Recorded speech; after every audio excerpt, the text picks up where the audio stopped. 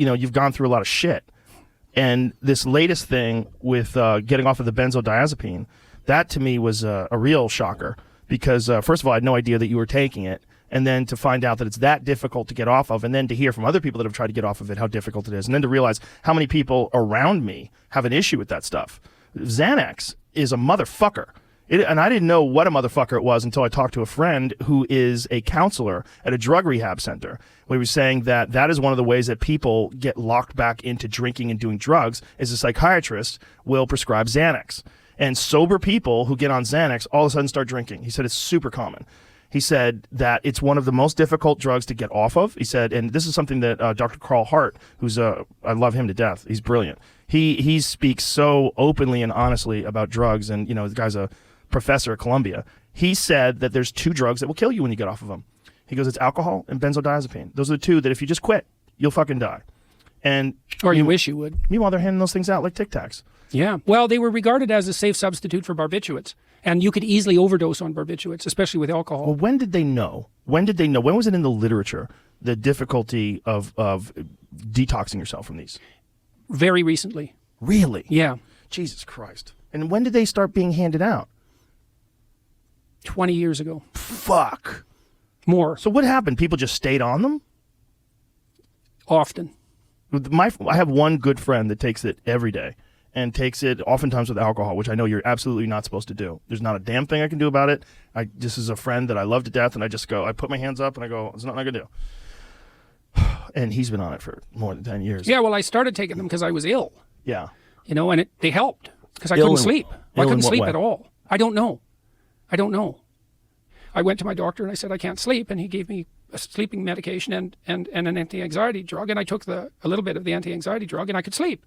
And my life was pretty stressful, and I thought, okay, I'm much better. I'm just going to leave this be. This is working. I'm not going to muck with it because I could barely go back to work. And what was it, a low dose? Yeah. I couldn't even feel Xanax? it. How long did it take you to recover from the benzos? Well, when I finally, 2 years.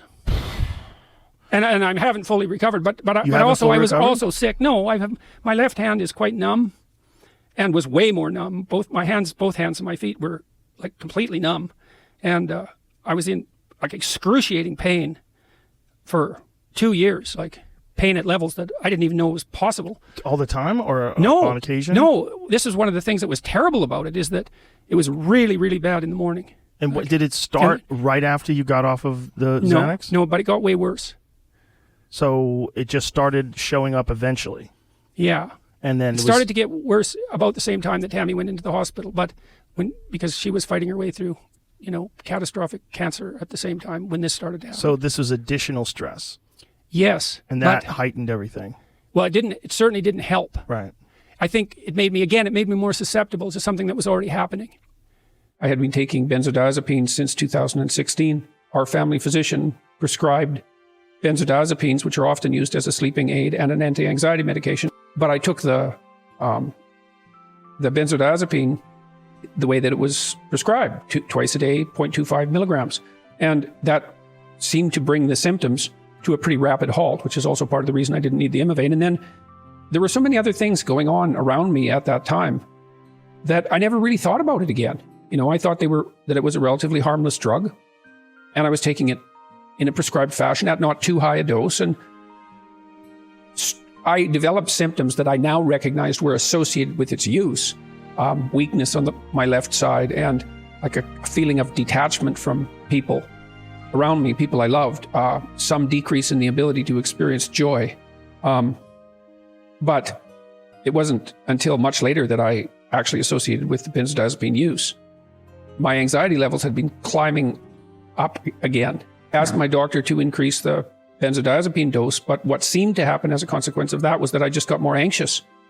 So again, in retrospect, it seems like I had a rather uncommon but not unheard of reaction to benzodiazepines where increased dose makes anxiety worse instead of better. So then at one point when things weren't getting better and Tammy was still in the hospital and I was trying to take care of her, we had lots of help, I stopped taking them entirely and tried ketamine, which is a treatment for depression. Well, neither of those were a very good idea as it turned out. So I had to stop taking benzodiazepines entirely. Then I stayed off them, not knowing that was a very bad idea. And I often think I should have known these things because I did a lot of scientific research when I was a graduate student on alcoholism, and I knew that alcohol and benzodiazepines and barbiturates were all the same chemical class, at least in terms of their effect on neurological effects. But what I knew about benzodiazepines was that they were comparatively safe compared to barbiturates, which they basically replaced. But that's much less true than everybody who's taking them hopes. And they're very widely prescribed. And I don't remember what the probability of developing a dependency on them is if you take them for more than 2 weeks. It's 50%, I believe. It's something like 50%. Yeah, if you take them for 2 or 4 weeks. Yeah, and over 4 weeks, it's much, much higher. Right. And most people prescribe them, stay on them for life. And that could have something to do with the fact that they're very difficult to get off of. Yeah, well, it was unbelievably unpleasant. I mean, it was unbearably unpleasant. I started stopping, started tapering off. And what do you mean it wasn't Well, bearable? my anxiety levels went higher than anything I'd ever experienced. And I also developed this condition called akathisia. And the best way I can describe that is that it was like being jabbed with something, with a prod, like a cattle prod, something electric or something sharp, nonstop for hours, for all the hours I was awake. It was absolutely, I couldn't sit or lay down or stop moving. And even if I did get up and move, it wasn't like that made it better. I just couldn't stop doing it. It was horrible. Akathisia is horrible. It's like being whipped. That's another way of thinking about it.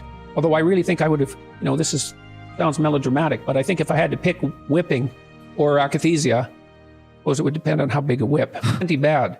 Yeah. And things just fell apart more and more. Tammy recovered rather miraculously in the middle of August, but I continued my sort of downhill spiral and ended up in a clinic on the Eastern Seaboard that claimed they could do a rapid benzodiazepine detox, which was a complete bloody lie. And I went to the clinic on the understanding that they could do a multi-day detoxification and treatment for withdrawal. And when I got there, what they told me instead was that they'd substitute one benzodiazepine for another, which wasn't the least bit helpful because clonazepam was already a long-acting benzodiazepine, and they're easier to wean off than the shorter-acting benzodiazepines.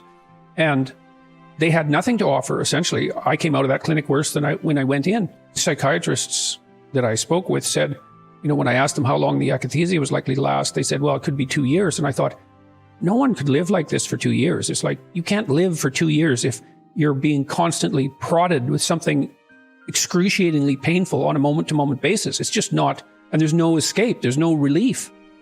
That's just not possible. It wasn't possible.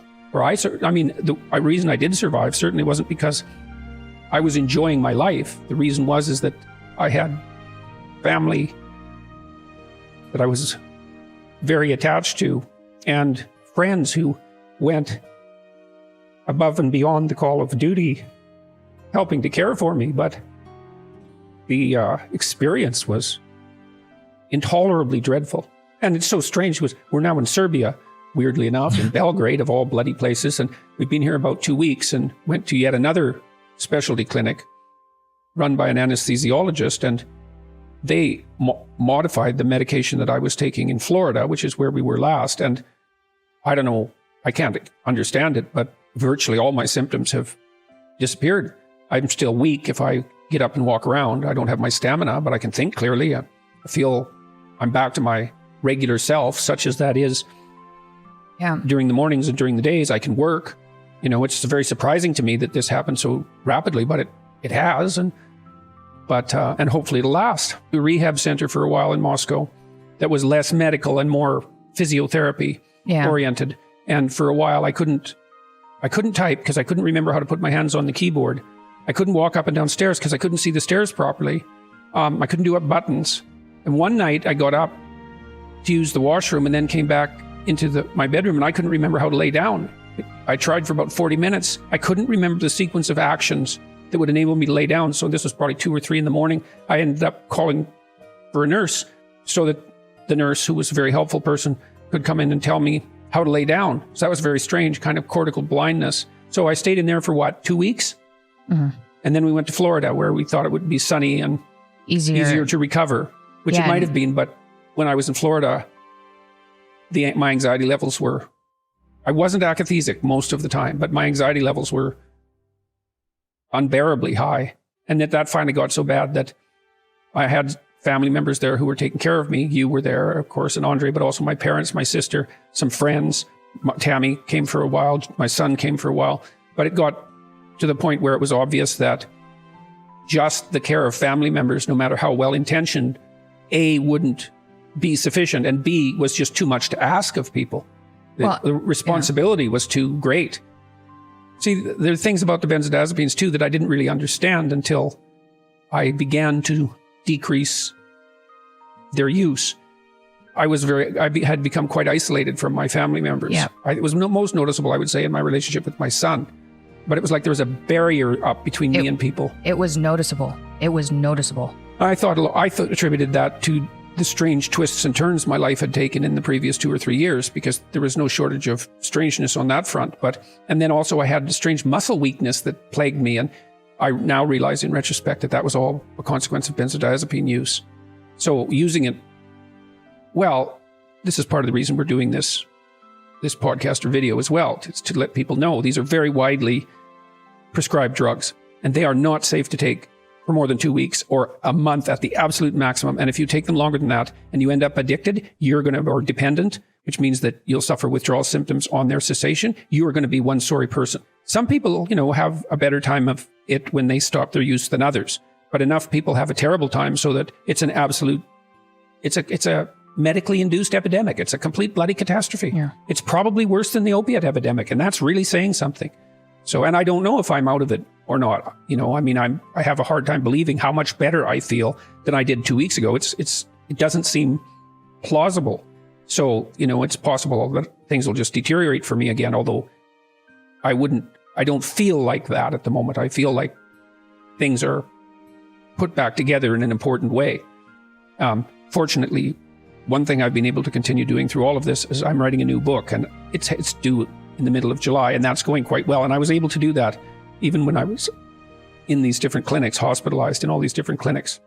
Some people, okay, first of all, I've had a tremendous amount of support from family members and friends. Like, really, I mentioned this earlier, but it's worth mentioning again. People have gone far beyond the call of duty to help me and Tammy and I in the last year and a half. And there's been an unbelievably massive outpouring of public support, which has really taken me by surprise in some sense, because, it's one thing to express your condolences if you're discussing someone who, like my wife, is suffering from something clearly that's clearly not of her making, cancer, for example. But a dependence is more ethically questionable, right? Because you think, well, everyone thinks, well, what did the person obviously made some errors in choice that contributed to this.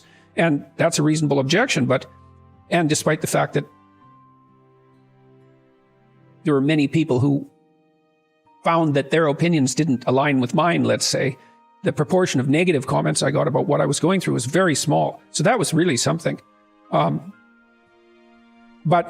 nonetheless, one of the things I wanted to talk to you about today was the fact that, what's the old saying? Physician, heal thyself, right? I wrote a self-help book. I'm a psychologist. It's like, well, why the hell didn't I see this coming? And why wasn't I more cautious? And I think those are reasonable questions. Why should people take advice and then that's the next question is, why should people take anything I say seriously because of that?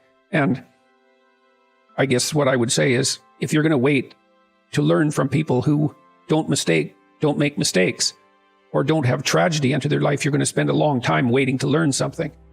And the second thing I would say is, in my lectures and my writings, I've never suggested that I was anything other than one of the people who also needed to learn these lessons. So I included myself in the population of people who needed some moral improvement. And then the last thing would be, you have to make the decision about whether or not to attend to anything that I'm doing based on your own judgment about what I've done and said. And if you find that that's not convincing, then that's your prerogative. And if you find that it's useful, then, well, I'm delighted by that, obviously. And that's as much as there is to say.